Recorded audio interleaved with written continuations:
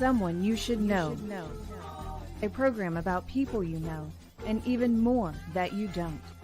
Hosted by Stuart Sax, veteran, husband, father, and grandfather. Now, here's your host, Stuart Sax.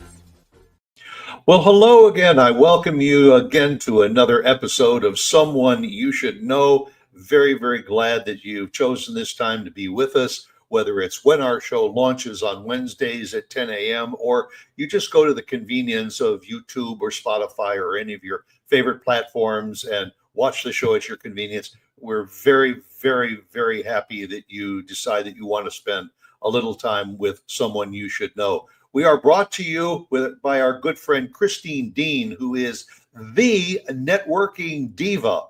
And Christine Dean is an absolute master at social marketing your business, your personalities, your website, and she can help you bring it to the next level. That's what I like to say, because we all get complacent in where our websites are and our strategies for doing business on social media.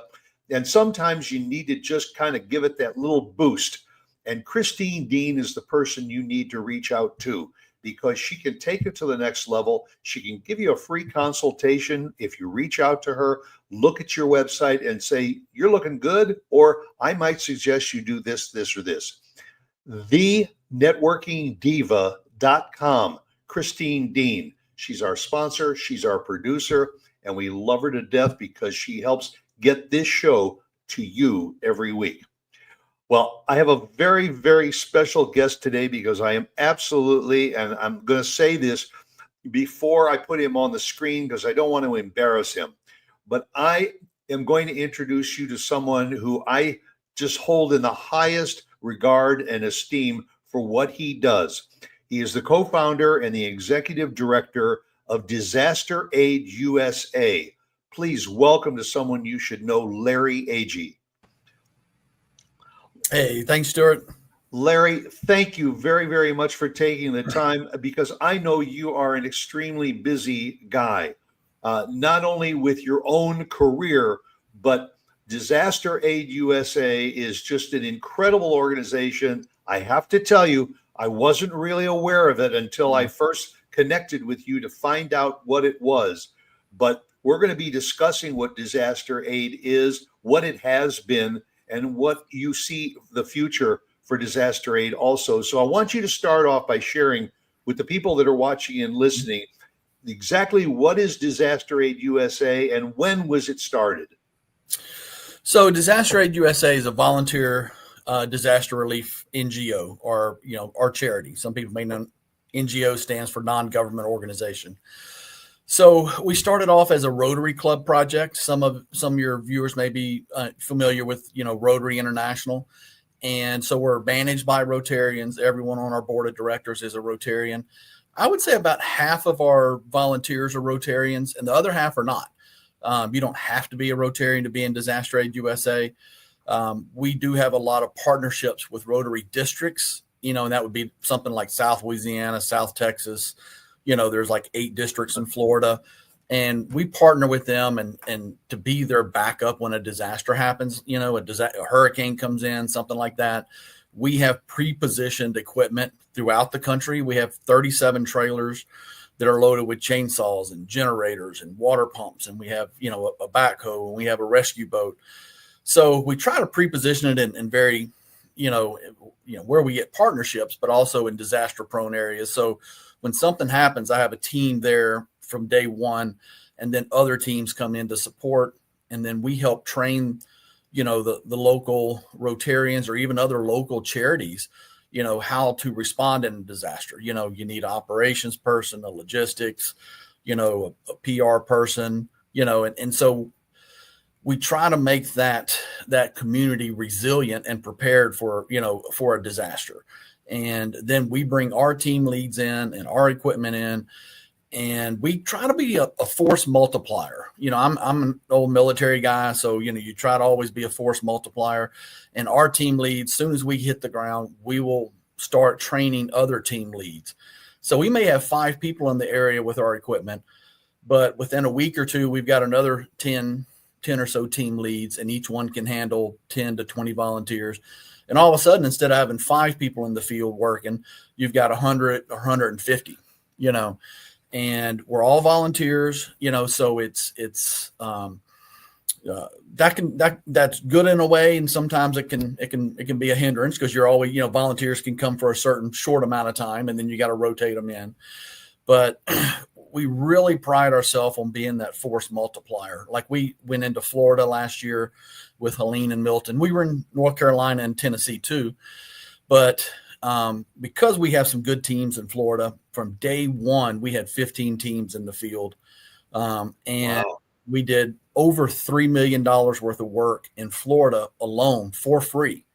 Being that force multiplier from Panama City all the way along the Gulf Coast down to Naples, and utilizing the local resources, and I flew team leads in from Idaho and California and Texas, but we had enough we had trailers that are pre-positioned, and then we got the locals involved. A lot of the local people want someone to show them what to do. And so we're really good at that. And I think that's where disaster aid differs from a lot of other organizations.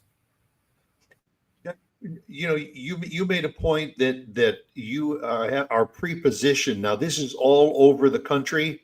So in other words, you may be in the Pacific Northwest, where they are prone to a lot of floods, storms, fires, and everything. In the central part of the country, there may be, again, tornadoes and fire. So in each one of these areas, do you have specific training and equipment and everything, because those are the key disasters that you're keeping an eye on?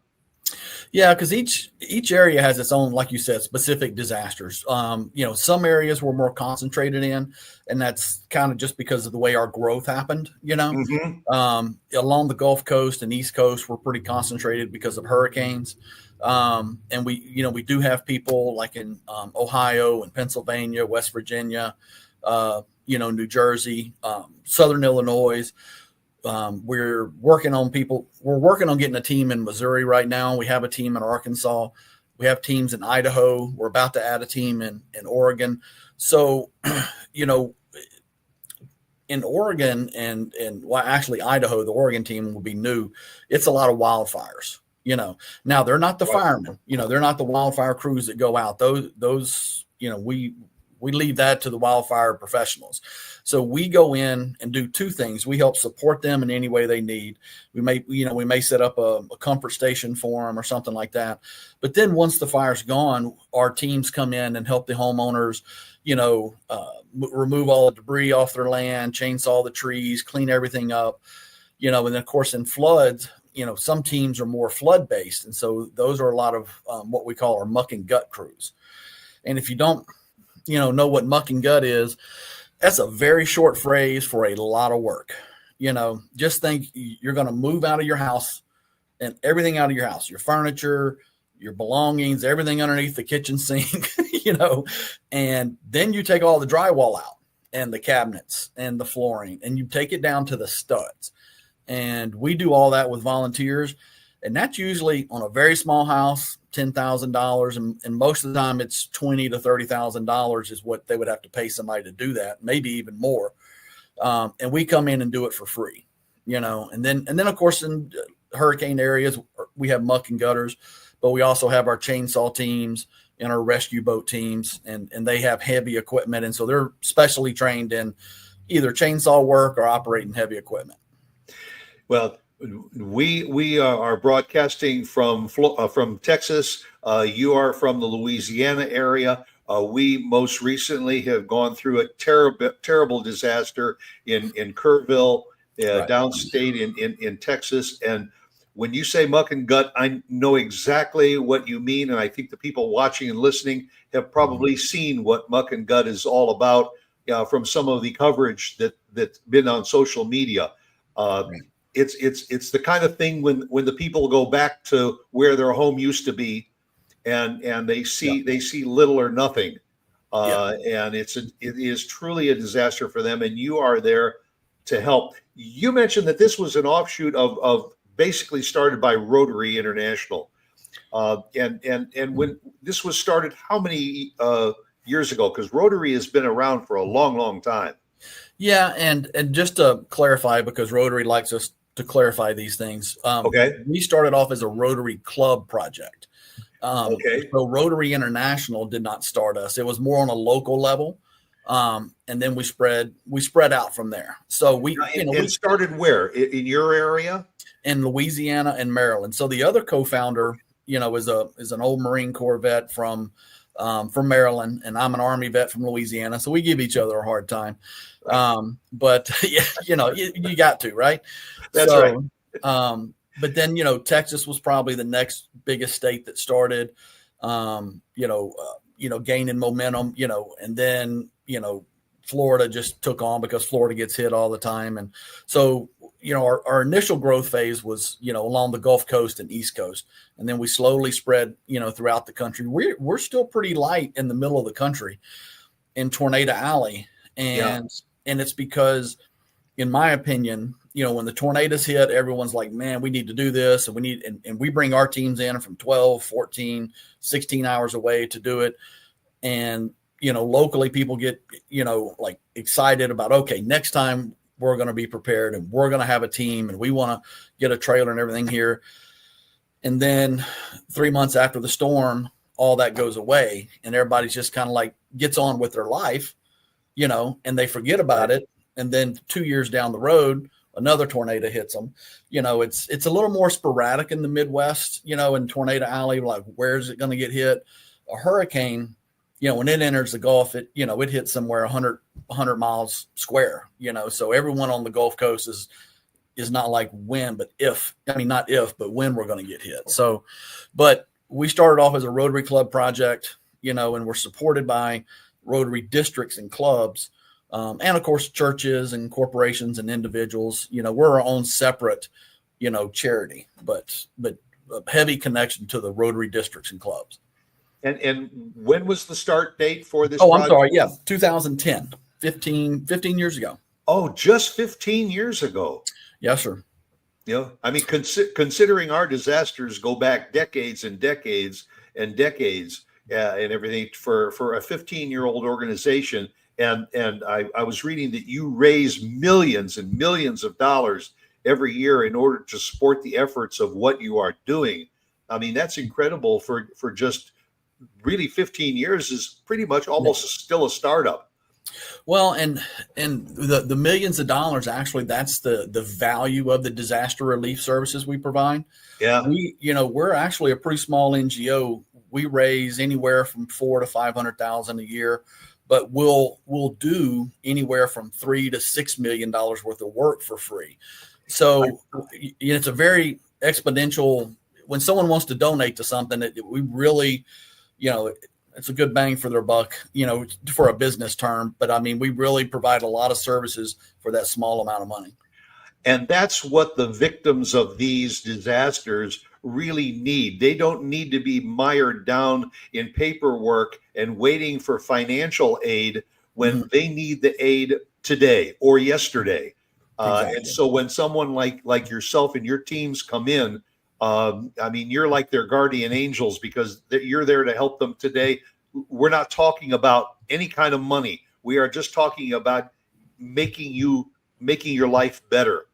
And that's the part that I think is most commendable, Larry, to what you do. And I don't want to go another moment without thanking you for your service to our country. Sure. Also to your co-founder and all. I am a veteran myself, but you also mentioned that this is not an organization just of veterans. That it's for passionate patriots also. So one thing that I would ask is the people that you are looking out to recruit to help with Disaster Aid USA, do you often find that veterans are willing to step up and say, hey, put my name on the list, and when something happens, I'll be there to help you? They're a big part. We have people from all walks of life. And I mean, we have some people that do nothing but computer and data entry and, volunteer management. Right. But I'll tell you, veterans, the percentage of veterans that want to help has got to be honestly in the 90-something%. I've hardly ever met a veteran especially in the local disaster area, when something happens, they immediately join us and work as long as they can. And then a number of our team leads are veterans. Several of our board members are veterans. And I think it's that inner core of serving your country and your community. And then we get out in the civilian world and we're missing something. There's just something missing, and this fills that hole for a lot of veterans.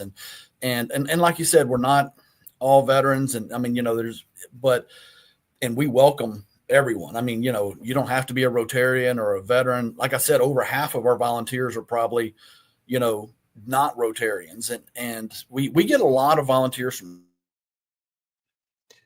Well, churches. we also we go into an area and there's a big church, and they'll say, "Hey, we've got 100 people that want to volunteer." Oh, that's amazing. That's and so we're pretty good at managing. Yeah, we're pretty good at managing those volunteers too, because those, like I said, those church pastors will come to us and say, "Hey, look, you can use our parking lot, and y'all can use our bathrooms, or we sleep on their gym floors." And then they're like, "I've got 100 people that want to volunteer." And, they don't know what the liabilities are if someone gets hurt, blah, blah, all that stuff. And so we say, tell them to come to us. They can volunteer with us. They fall underneath our insurance, and we'll put them to work. And I would say most people don't realize this. Probably 80% of all disaster relief work that's done after a disaster is done by charities. It is. I mean, you've got the big guys, Operation Blessing, Samaritan's Purse, all these, and then there's smaller ones that, like Disaster Aid USA, and then a ton of grassroots ones that are localized in that state. And and also, correct me if I'm wrong, but you are the people that are there within minutes, hours, and days. And I don't want to say anything against the government, but FEMA is an agency that does a lot of this work also, but they are not necessarily immediately on site. They are really trying to come in afterwards. Where the need is right now, when people are standing on the roof of their homes, when they are floating down a river or a canal and everything, and they need assistance and aid right away. And for you, and as I say, this is not your main career. You're in the financial industry, and also what you do also is very much voluntary. So, one thing I want to do right now is you can see Larry's logo right over his shoulder, and that's also his website, disasteraidUSA.org. And also you can reach out and look at that website. There's a wealth of information. And, for the people that are watching and listening to us right now, if they are anywhere in the country, can they reach out and say, you know what, this sounds like something I'd like to wrap my arms around, and I would like to assist, and then you can help them find a disaster aid program that they can connect with? Yes, sir. I mean, right there, at the top of the website, there's a button that says "Get Involved," and that's going to take you to our volunteer, management software, and you can sign. It takes like 2 minutes to sign up, and you tell us your skills. If you're just if you want to be just general volunteer help, or if you can drive a backhoe, or if run a chainsaw, or if you're good with, database entry and Excel. I mean, there's a whole list of things that you can tell us what you're good at. And then we'll actually put out, volunteer opportunities for those positions. Like certain disasters will be more chainsaw heavy. But every disaster needs people in the back office, like logistics. Where a team in the field, hey, we need new chainsaws, we need gas every 3 days, we need food every 2 days. And someone not in the disaster zone is arranging all that to be delivered to us. And they're volunteers too. So, I mean, there's lots of ways that people always say, well, hey, I'm getting older, I can't do that. Or, I may be disabled and can't do that.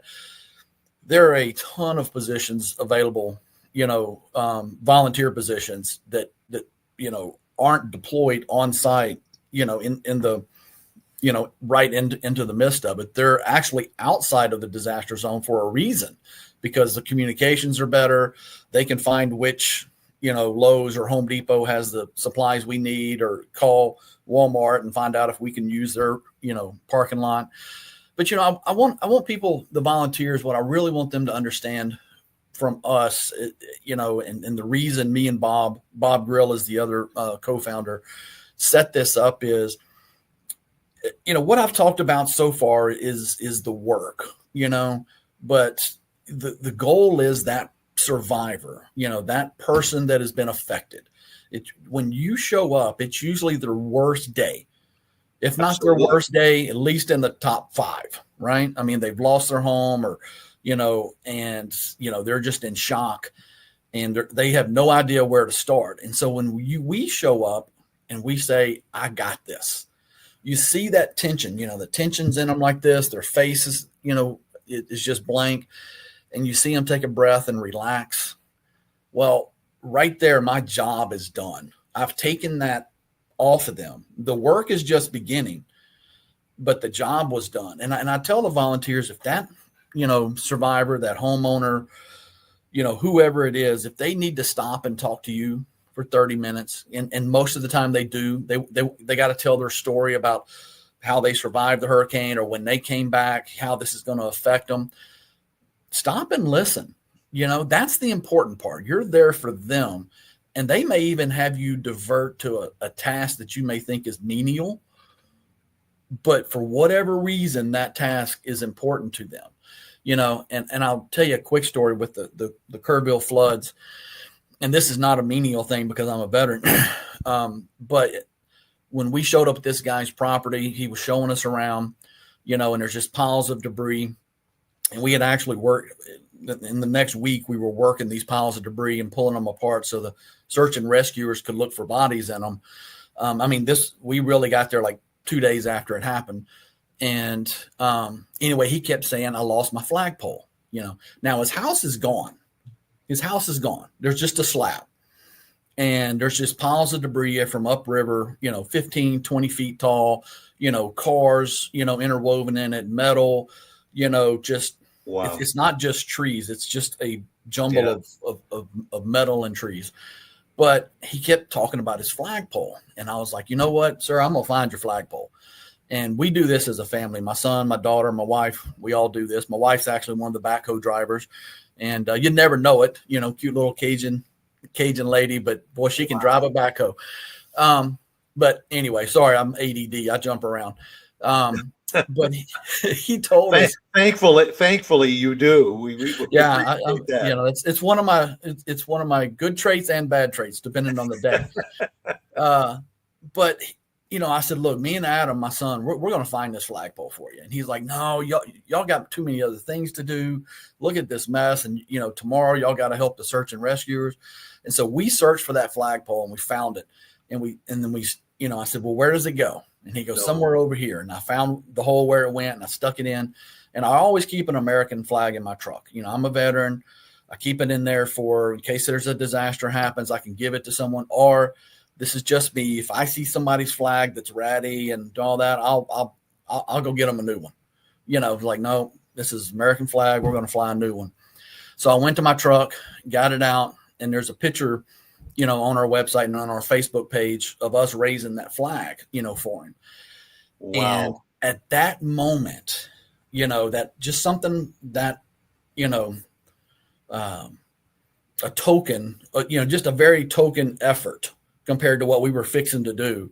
And we raised that flag and you saw him breathe, and of course his eyes were watering a little bit. And all of a sudden you saw this change in his face from, despair, confusion, hopelessness, right. To, hey, this is, to me, it was the start of his recovery.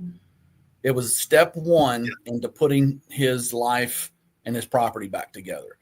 And that's what I mean by when just listen to the survivors. And we don't call them victims because they weren't a victim of a crime. They were a survivor of something, Right. And listen to their story and you'll get those little nuggets of what's important. And at that time, there was nothing more important than putting that man's flag back up, And, and anyway, you could tell that it, really was the turning point for him from, I have no idea what's going on, to, okay, I'm step one moving forward.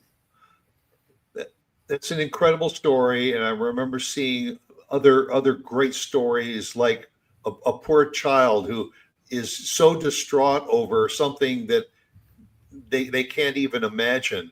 And I saw a report of a young boy who all he wanted was he had a bear that was like his comfort blanket and all, and he couldn't find his bear, and it was like his world was over until a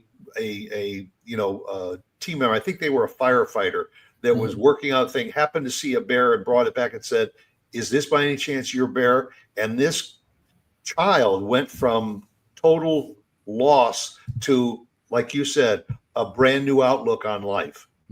Because and you probably have story after story after story of these to tell. Yes, sir. And one of the things that I've seen in disasters is, for one, on an individual basis, and then I'll talk about it on a community basis. On an individual basis, when something happens traumatic like that, that person starts figuring out real quick what's the most important in their life. Most of the time, it's not the stuff. It's not the new dishes we bought, or the flat screen TV, or, the new bed, or whatever. It's that sentimental bear. It's the photo albums. It's the flagpole. It's the flagpole. It's grandma's, quilt or something like that. And it brings people to really, realize, out of all the stuff that they have, what's the most important, and then on a community level, I do a talk called Breaking Down Barriers Through Service. And, when you're serving someone and you go into a community and you're serving them, and you're not wanting anything in return, you're not coming in and going, "I'm going to help you this, but you got to pay me $30,000. I mean, that's a legitimate business. I'm not saying anything wrong with that. But when these people are desperate and you come in and serve them, all those barriers break down. And what I mean is, no one, the survivors and the neighbors, first of all, the neighbors start talking again. Most of the time, most people don't even know their neighbors anymore. And the next thing you know, the whole neighborhood's one again. But no one talks about what political party they belong to, what religion they are, what culture, they have and someone doesn't have. It's just neighbor helping neighbor. And Larry, that's the military mindset. Yeah. Is when you're serving in the military, it doesn't matter the ethnic background or anything of the guy that's serving next to you. It's just that you're watching his back and he's watching yours. Yeah. And it is, I don't know how to say this diplomatically. I was filling out a grant form the other day, and it was, what does your charity, and it went through everything from, the different genders, the different races, the different communities. And I mean, it was just like 30 different things. Do you serve this? And do you serve that? And what percentage? And I drew a line through all of it. And I put, we serve the most vulnerable after a disaster. None of the above matters. And I'll probably will not get the grant, but I just wanted to make a point that I don't pay attention to that, and neither does any of my team. It's, and honestly, a lot of the people we help are in lower income neighborhoods. They don't have insurance. They're in flood prone areas and cheaper housing. Their infrastructure is not as good, so their homes are affected worse. But it's just like, wherever in that community hits the hardest is where we go, and none of that, we don't even look at the other stuff. Yeah. Well, you mentioned that you're along the Gulf Coast, and I know that because of so many disasters that have hit the Gulf Coast over the past decades, mostly floods and hurricanes and tornadoes, very often, even if people aren't completely wiped out and they are able to rebuild, they can't get insurance anymore. No. So, if they get hit a second time, it's all gone again, and they just don't know what to do or where to turn. And also for somebody like yourself, when somebody comes out, I was thinking about what you said earlier about volunteers don't necessarily have to be frontline, muscular guys to fight fires and stuff. That if you find out that what the people need is water, then you got people in the back that say, I'm heading out right now to Home Depot, to wherever I can, and I'm going to buy up as much water, and I'm going to bring it to you as soon as I can. Exactly. And we have resource volunteers, and sometimes we call them team moms or team dads, because, you know, they, one, keep the team supplied with everything they need. So the team's working, and they're, you know, making sure they got lunch and ice and water. And then they're like, hey, what does the neighborhood we're working need? And they'll drive 2-3 hours to a place where they can get it and bring it back. And that's what they do the whole time. And that probably is one of the most important people there is, because without them, you know, we're going to have to stop working and go get all that stuff, you know? Well, and we as a society, we don't expect disaster. We that's not something that's on your priority list. Is, you know, what am I going to do when a disaster hits? I mean, is it fair to say that we really are more of a society that are reactors rather than proactors? Yeah, I'll tell you, we're a very reactive society. And, you know, as much as you try to be prepared or people talk about it, very quickly after, as soon as it leaves the news cycle, everybody gets back to normal. Right. You know, and I mean, I'll tell you, there was a story, Hurricane Sandy, many years ago, you know, that hit the East Coast, right? Right. You know, they had a huge boil alert, water problems, infrastructure was messed up. And we were going around with Sawyer water filters that could connect to someone's faucet. And we use these in Africa and everywhere else, where you can dip, you know, water out of a muddy ditch that cows and donkeys are in and drink it. I mean, it's literally a fantastic water filter, and a lot of hikers and stuff use it. And so we were trying to hand these out in these neighborhoods and say, look, just put it underneath your faucet. You'll be fine, you know? And they were like, no, FEMA's going to bring us, you know, bottled water. We only want to drink bottled water, and the government's going to take care of us. They literally turned down a free $75 water filter. A week later, I see the same neighborhood on the news complaining that no one's brought them water and that no one's been there to help. And, you know, it kind of fired me up, because I was like, we were right there, but they were like, they had that ingrained that the government's going to take care of them. And look, the government does a lot of things, infrastructure, and, you know, and things like that. I'm not anti-government. I'm smaller government, but you know, I'm not anti-government, because they do a lot of things that society needs. But that doesn't mean they're going to be there the next day. That's a big wheel that takes a while to get going. And that was one of the key points that I wanted to make in our discussion, is the fact that, we're not bad mouthing any government agencies. It's just government agencies have a tendency to assess the situation first, and they are not there within 24 hours. Sometimes it takes a week or two. They're there, and they will help rebuild. But again, what we're talking about is being proactive. And number one, what came out of Kerrville certainly was the fact that the people were always led to believe that something like this could happen, but they weren't prepared for it. And so what we have to start looking at is, if you live in an area of the country that is pro anything, wildfires, sandstorms, snowstorms, any type of disaster, sit down with your local people and say, let's start planning ahead for something that may never ever happen. But if it does, we're going to be prepared for it, rather than saying the cost is going to probably be 10 or 20 times more to be reactive to what happens, than if you were to have a plan ready to ahead of time. Yeah, you know, and it's the coordination of charities and stuff is also a big thing. Yeah. Sometimes you have a lot of them show up and everybody's doing the same thing, or everyone shows up to the same area. And well, just to go back a second, FEMA even tells people, you know, be prepared to take care of yourself for 3 days, you know, and I say a week, because I've been out there, I've done 70 domestic disasters, 12 international, and you need to be prepared for a week. You know, and, you know, storing a week's worth of water is tough. Get one of these water filters. Get a solar light. There's a Luminade lights. It's called Luminade. I'm not paid by Luminade, so just so you'll know. Right. It's a solar light that kind of blows up like a balloon, and, you know, it disperses light well, but it also charges your cell phone. So you got communications, have backup batteries, water, and then just some, food that'll last a while. I mean, it's not hard to take care of yourself for a week, but when you don't prepare, you very quickly get yourself in trouble, and it's one going back to the other thing about charities being, coordinating. A lot of times we go to the areas where other NGOs and other people aren't. We try to find that community that's forgotten, like Mayo, Florida. Hurricane Idalia came through, hit the panhandle of Florida.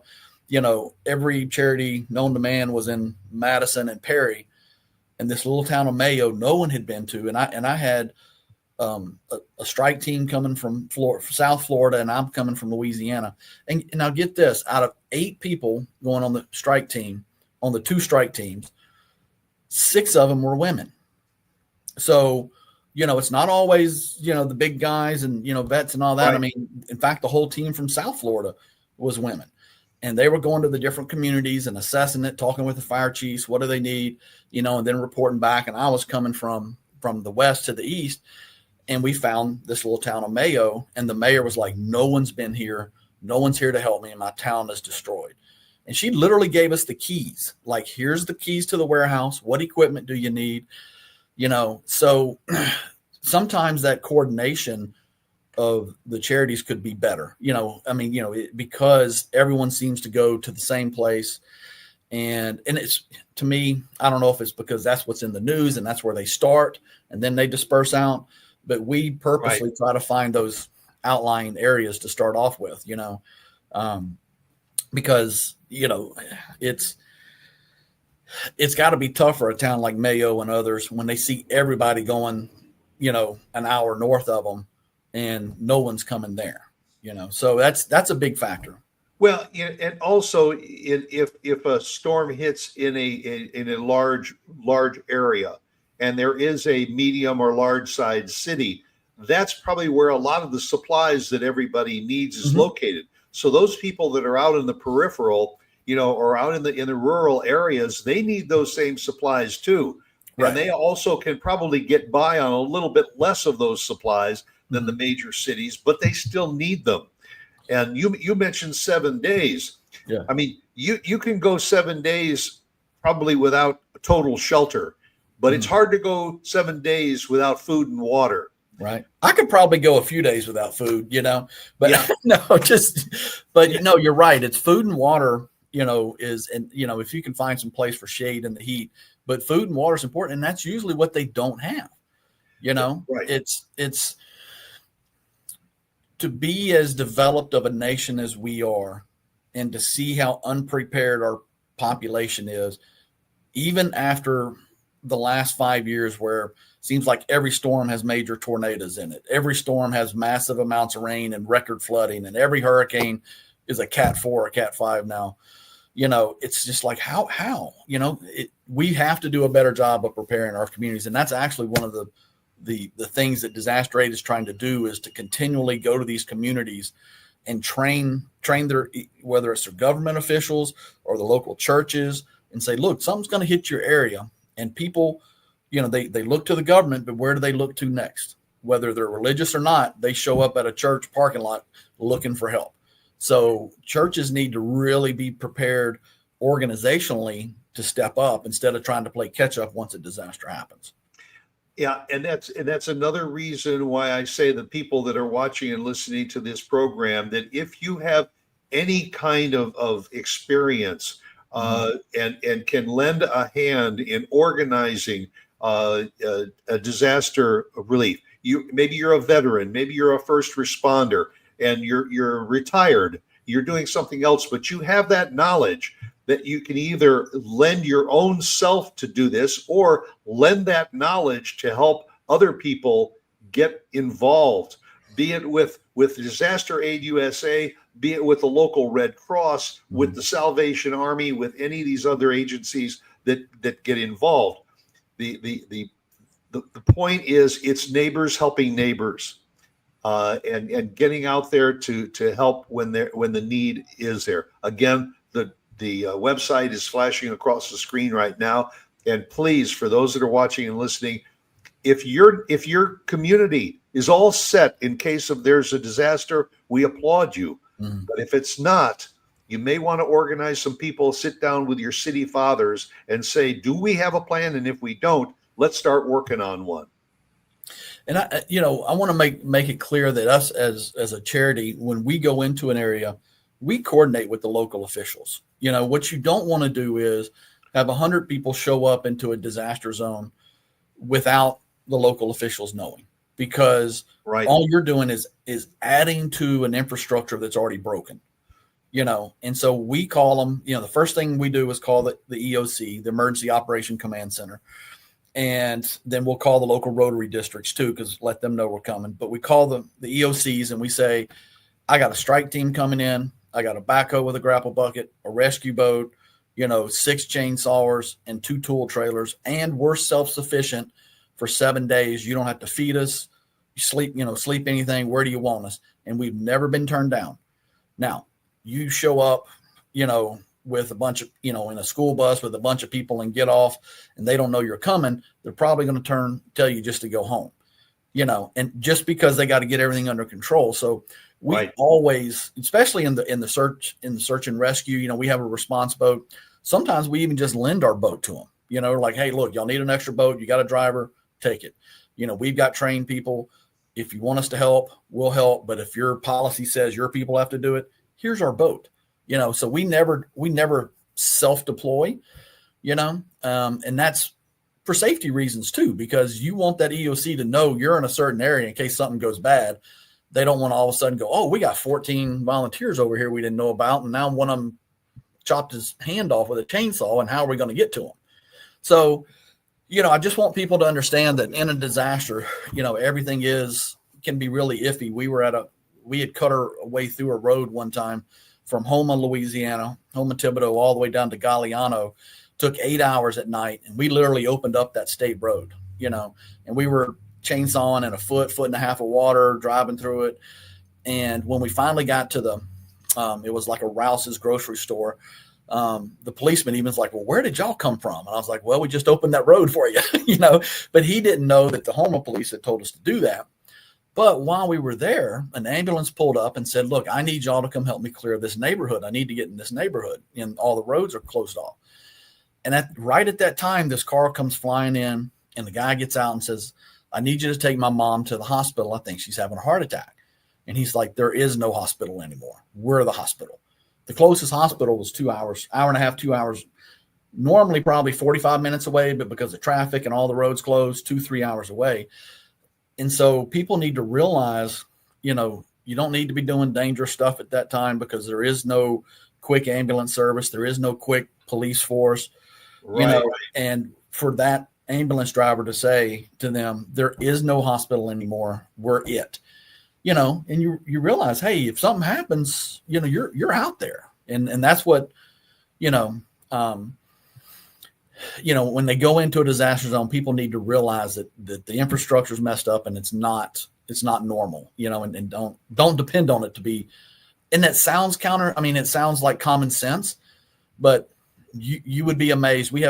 Sometimes we'll have volunteers show up on our sites to clear debris, and they're in flip-flops, and shorts. And it's like, your foot's going to get cut up. You're going to step on a nail. You got to have closed-toed shoes, and God bless them. Their heart's there. They just want to go help, and they're not, and then they haven't done it before. So you have to kind of like, well, no, you're going to put on these rubber boots before you go out. But anyway, I'm going off on a tangent. Sorry about that. No, Larry, I absolutely applaud you and your organization for what you do, not only nationally, but internationally too.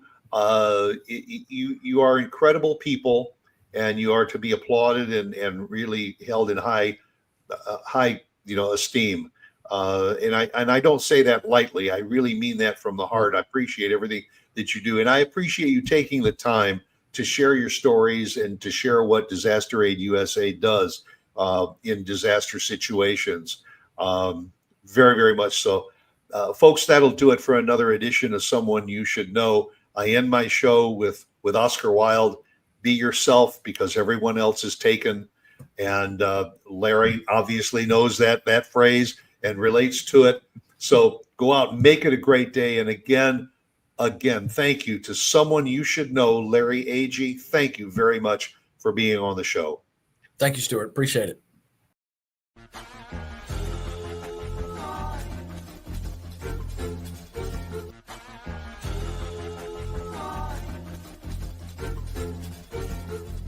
Someone you should know.